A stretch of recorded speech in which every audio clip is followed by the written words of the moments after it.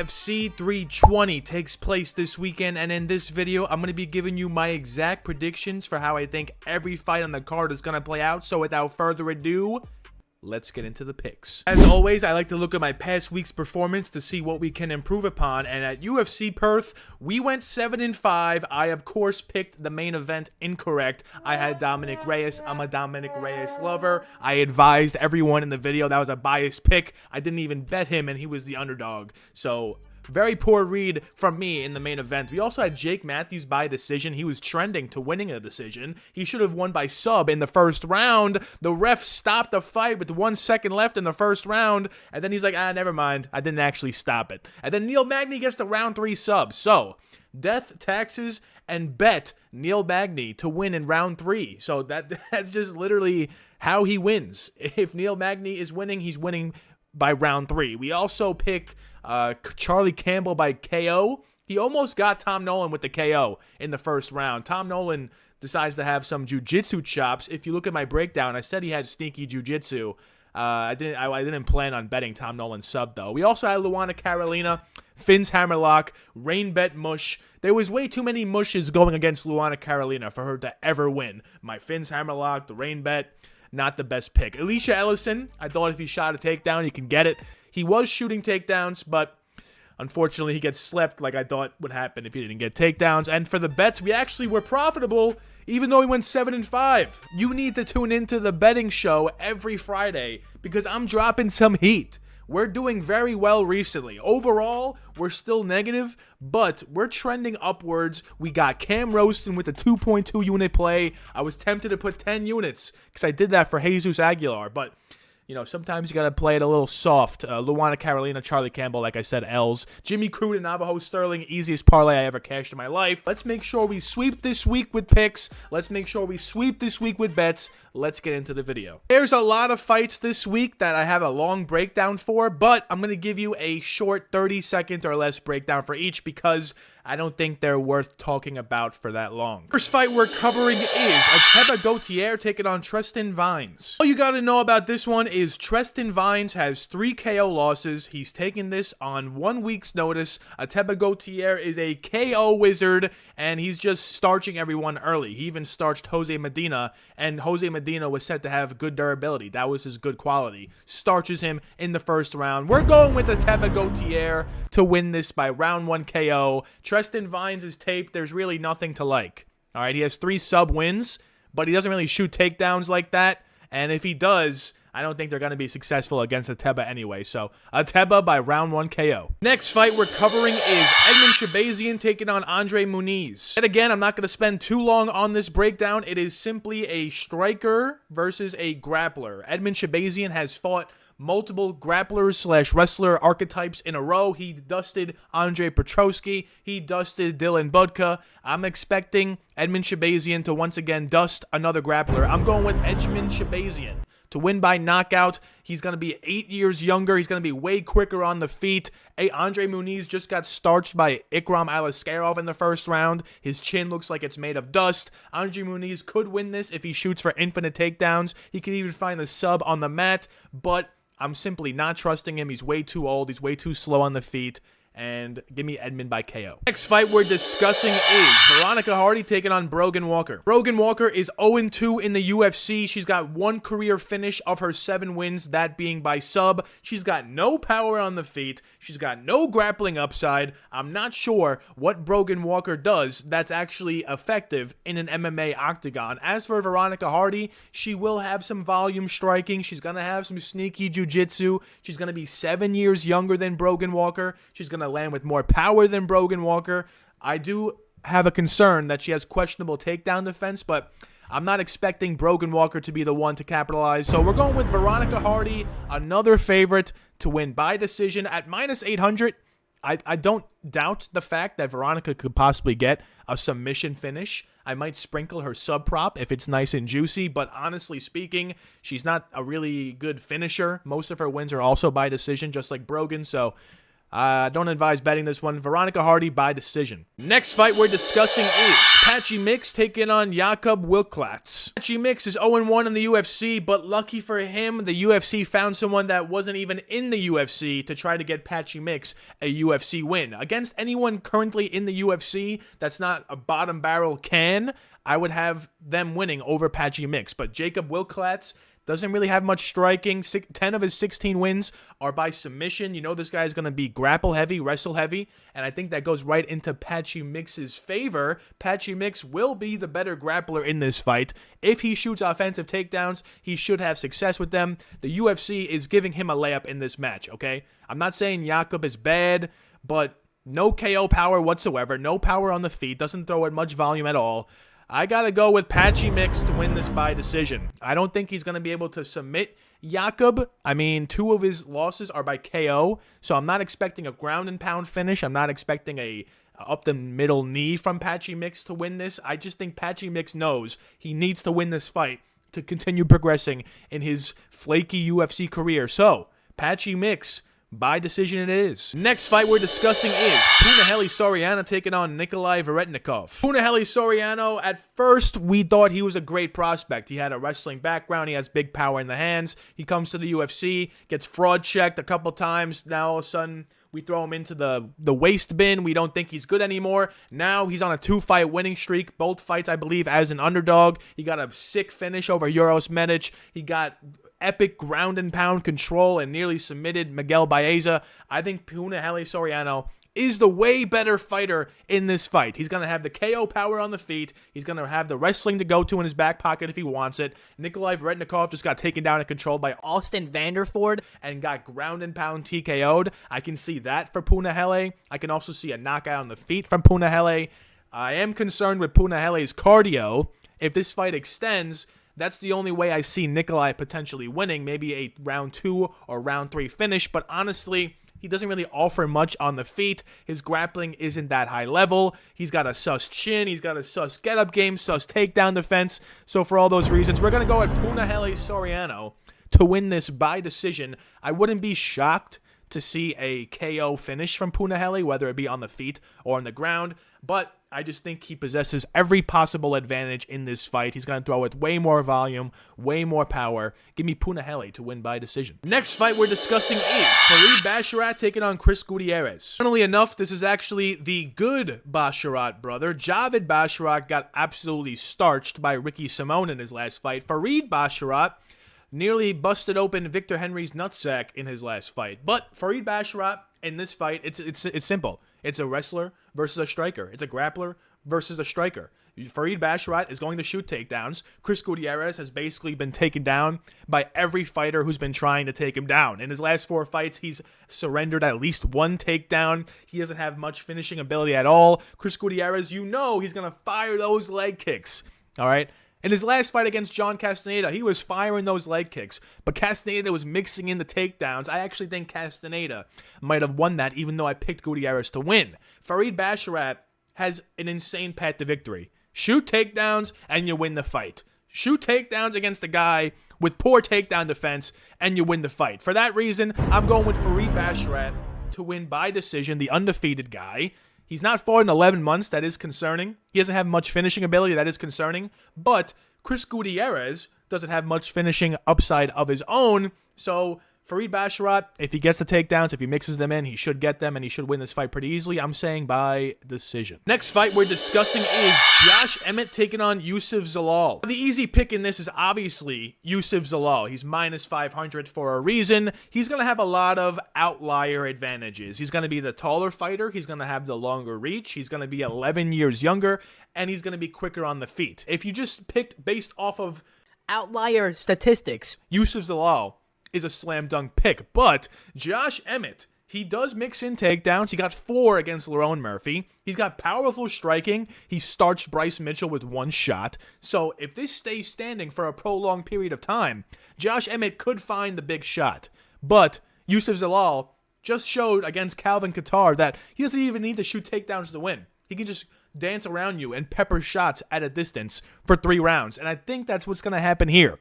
I think Youssef Zalaal is going to pepper Josh Emmett at a distance, get him frustrated, get Josh Emmett rushing in to the pocket to try to find the big shot, and ultimately, I actually do think Youssef Zalaal can find a finish, all right? If Josh Emmett is getting triangle choked by Yair Rodriguez, I think Youssef Zalaal should be able to submit him as well. I think his sub prop is going to probably be around +4 or 500, and as the -500 favorite, you're expecting a finish, okay? And if there's going to be a finish from Youssef Zalaal, it's going to be by submission. Josh Emmett, he has good anti-grappling, somewhat good takedown defense, but honestly, Youssef Zalaal, if he goes all in for takedowns and fights a smart fight, he will find the sub, and I'm thinking he's going to do so. Moving forward, these are fights that I think are actually good matchmaking, and I will give a decent breakdown for each. Next fight we're discussing is Ramiz Brahimaj taking on Austin Vanderford. Ramiz Brahimaj, he's a Ray Longo alum, so you know he's going to be well-rounded, and he's got sneaky good BJJ. Austin Vanderford, on the other hand, he's a heavy grappler, Mr. Paige Van Zant. He's a big wrestler. He's got a wrestling background, and he's going to shoot for takedowns early and often in this one. Ramiz Brahimaj, there's a lot to like. Even though he's +250, I mean, he's on a 2-fight winning streak, both as an underdog. Got a finish in both of those fights, 1 KO, 1 sub. He's going to have a big UFC experience edge. I believe this is Austin's second real UFC fight, and Brahimaj has over 5 at this point. He's got sneaky power on the feet, sneaky defensive BJJ, just got that nice guillotine against Billy Goff, and he's going to be 3 years younger. I'm anticipating him being the quicker striker. As for Vanderford, like I said, he's going to mix in takedowns. Everyone knows this. Ramiz's takedown defense isn't the best. So Austin, he's going to have the height and reach advantages. He's going to be the bigger guy in there. He's going to go all in for grappling. And if he has success doing that, he will probably win. Ramiz, like I said, 47% takedown defense. Not the best. Got taken down 5 times by Demba Gorimbo. Not the best. Got KO'd by Max Griffin. Not the best. And the cherry on top, got knocked down by Court McGee. These are all gigantic red flags. As for Austin Vanderford, he's got a questionable chin.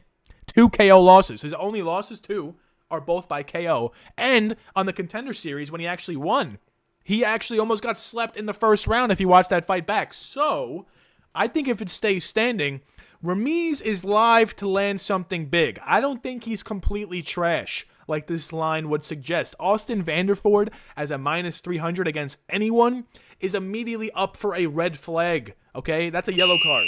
You can't have Austin Vanderford as a -300 favorite. I do think if he has grappling success, he will win, but I think if he goes all in on the grappling, he's going to eventually gas himself out. So with that being said, I'm going with Ramiz Brahimaj to win this one by knockout. I think if it stays standing, he can get an early finish. He's gotten back-to-back early finishes, and I wouldn't, be completely doubtful to see him do it again in this one. So, first underdog picked on the card. I'm going with Ramiz Brahimaj to actually find an early round 1 KO finish. Next fight we're discussing is Macy Chiasson taking on Yana Santos. Macy Chiasson should simply win this fight. That's basically the whole breakdown. She's a 5-inch height advantage, 4-inch reach advantage. She's got power on the feet. She can land a nice elbow, cut open Yana Santos. She's got sneaky grappling upside. She can take a back if she needs. This is going to be a step down in competition for Chiasson. She's been fighting top 5 ranked bantamweights for her past few fights, and now they're giving her someone right outside the top 5, Yana Santos. And Yana Santos has no power, really.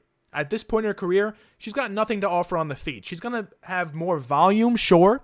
So if this simply stays at range, Yana could win. If this gets into the clinch and Yana's the one clinching, Yana could win. But she's got a 53% takedown defense. She's got multiple finish losses. 5 of her 8 losses are by finish. And for women's MMA, that's actually horrendous. And she herself has 0 finishes in 11 UFC fights. Macy Chiasson, proven finisher, step down in comp. If she mixes in takedowns, this should look very free. So for all those reasons, I'm going with Macy Chiasson to actually find a finish.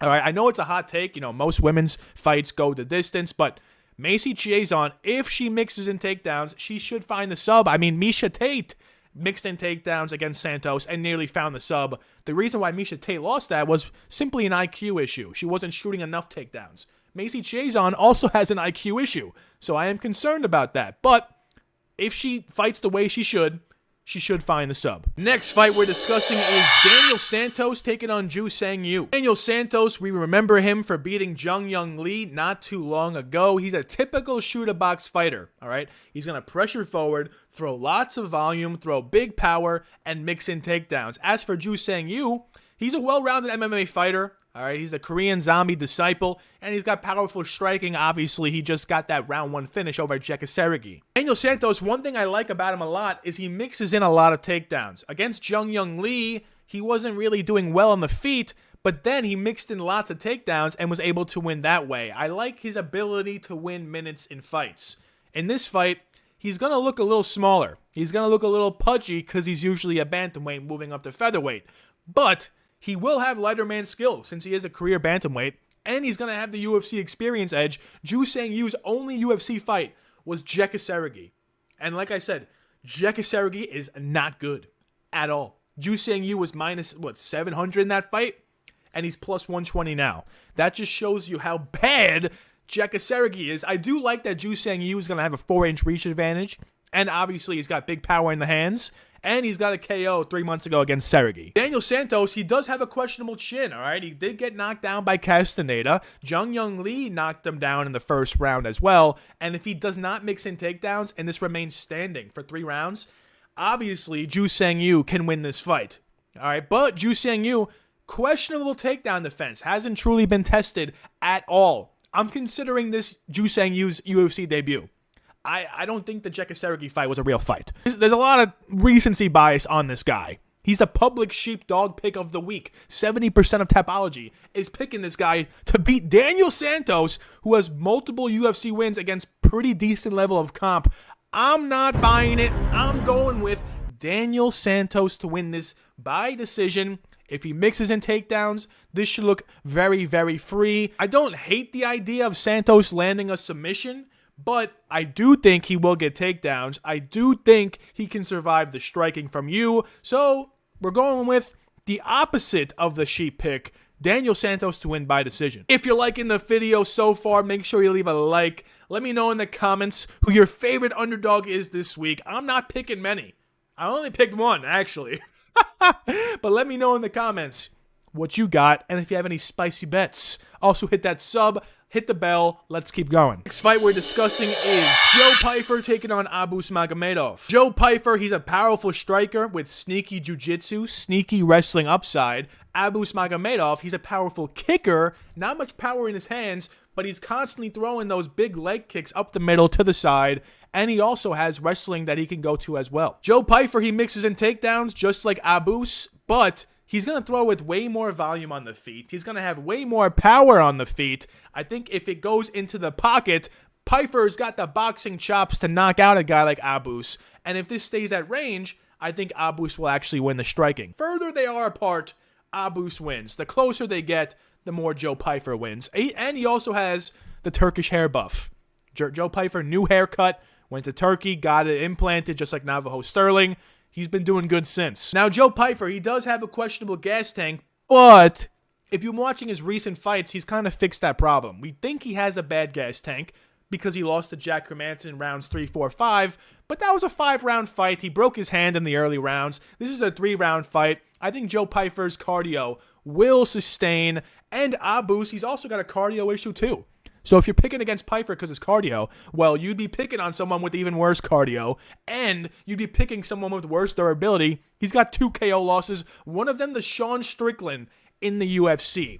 I think this fight is actually fairly close. I think the lines should be a little closer, but at the end of the day, I'm still going with Joe Pyfer, all right? I cannot pick against this guy, against anyone, really, that's not in the top 5.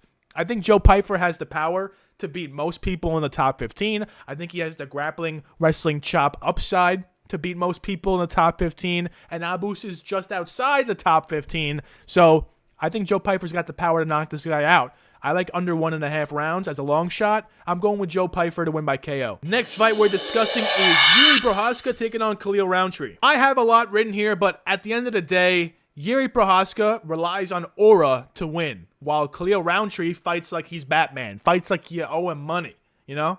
And when they match up against each other, Jiri, he's going to throw at big power, as will Khalil. Yuri's going to have all the outlier advantages. He's going to have a 2-inch height advantage, 4-inch reach advantage. He can mix in a takedown. We know Khalil's not mixing in a takedown. There are a couple concerns, though. All right. Jiri does not really go to decision. Khalil is 5-2 to the decision. So if this goes to the scorecards, odds are Khalil probably did enough to win. Jiri fights with his hands down. He got slept badly twice in his last 4 fights. He's often losing until he wins. Most of his UFC wins, he's actually losing the minutes until he lands a big shot. And he's not gone to decision yet in the UFC. As for Khalil, I think he just took advantage of a washed Jamal Hill. And if you take away that win, he doesn't really have a good resume whatsoever. I think, skill for skill, Jiri should win this. I am concerned, though, because Khalil has the power to knock him out. And if Jiri just fights with his hands down like he did against Jamal Hill, there's a good chance Khalil just knocks him out. Khalil also has, the career trajectory upside, having just beat Jamal Hill in Baku in the main event. Standing, I just can't do it. I just cannot pick against Jiri. I can't. My hot take for this one is it goes over 1.5 rounds. When a striker fights a striker, usually you see some grappling mixed in. And Jiri also just got his masters. So this is actually a smarter Jiri than we're used to. So maybe smarter Jiri actually shoots takedowns. I know it's an out-of-the-box take, but that's a good path to victory, Jiri. Shoot takedowns, and you'll probably win this fight very easily. On the feet, I think Jiri can also win. I have a take that is going to go over 1.5 rounds. Let's go Jiri. All right, not my best breakdown, but odds are way too close, and Jiri is definitely the way more accustomed UFC fighter, so give me Jiri in this one. Next fight we're discussing is Merab taking on Corey Sandhagen. We know what this fight is. It's a striker versus a grappler. Merab is going to shoot for infinite takedowns. We know this. Corey Sandhagen, how does he do against takedowns? Well, 63% takedown defense. He's gotten taken down at least once in his last 3 fights. However, if Sandhagen just gets taken down, it's not a given that Sandhagen loses the fight. Merab doesn't have the most finishing upside. He did just get a submission win over Sean O'Malley, but I'm not expecting him to just rack up submission wins now, okay? Even if he gets Sandhagen down, I'm not expecting him to find the sub. I do expect Merab to continuously go for takedowns. And against Umar Nurmagomedov, Sandhagen, sure, he won 2 rounds clean, but he also lost 3 clean. And that was mainly because of getting taken down. That was mainly because he was getting outstruck on the feet at points. Once you try to start defending takedowns, that opens up the hands. I think that's going to happen here with Merab. So, not my best breakdown yet again, but I'm just not picking against the aura farmer Merab Dvalishvili. All right, this is his first real title defense. I'm not really counting the Sean O'Malley title defense because it was a rematch and we all knew what was going to happen. This is the first real contender Merab is fighting. I see a lot of people on Twitter, Instagram, YouTube taking Sandhagen because the odds are super wide and it's going to go to the decision at a high clip. And there's not much finishing upside for either fighter, so plus 280 seems like a coin flip price. But I'm still taking and still to win this. I need to see Merab get slept before I pick against him. He's just way too durable. He has way too much cardio. He's going to use that in this fight, of course. And the main event of the evening, Magomed Ankalaev taking on Alex Pereira. There's a big breakdown here, but honestly, you just need to watch the first fight in order to understand how fight number 2 is going to go. Okay, in the first fight, Alex Pereira won the first round. Ankalaev was on the back foot. Alex Pereira was the one moving forward. In the second round, Ankalaev actually starts getting the hands going. To Alex Pereira's surprise, he starts backing up Pereira, nearly knocks him out at the end of round 2 with a big shot. Rounds 3, 4, and 5, clearly Ankalaev rounds. He didn't get a takedown, but he amassed control time against the fence. He was landing big shots in the clinch. It's been 7 months since that fight. I'm not sure what's going to happen differently in this one. I know Alex Pereira defended all 12 takedowns from Magomed in the first one, but Magomed Ankalaev showed that he can eat the leg kicks from Pereira. Pereira is not going to throw as many leg kicks because that's going to open up the takedown for Ankalaev, and if this fight gets to the ground, Pereira might be minced meat. Now, in the first one, it didn't get to the ground, and Pereira was still minced meat, which makes me think that this is even more of a win for Ankalaev. I'm a big Pereira fan, don't get me wrong. He's always live for the left hook KO, but Magomed has shown great durability on the feet. He's not really open to big shots in the striking, and he clipped Alex Pereira multiple times 7 months ago in their fight. So for all those reasons, hot take, fight does not go to distance. I love that. In the first fight, the over-under was 2.5 rounds. In this one, it's 4.5. There's a reason it was 2.5 in the first one. Both guys are live to KO each other. And I think Magomed Ankalaev gets it done by finish this time. All right?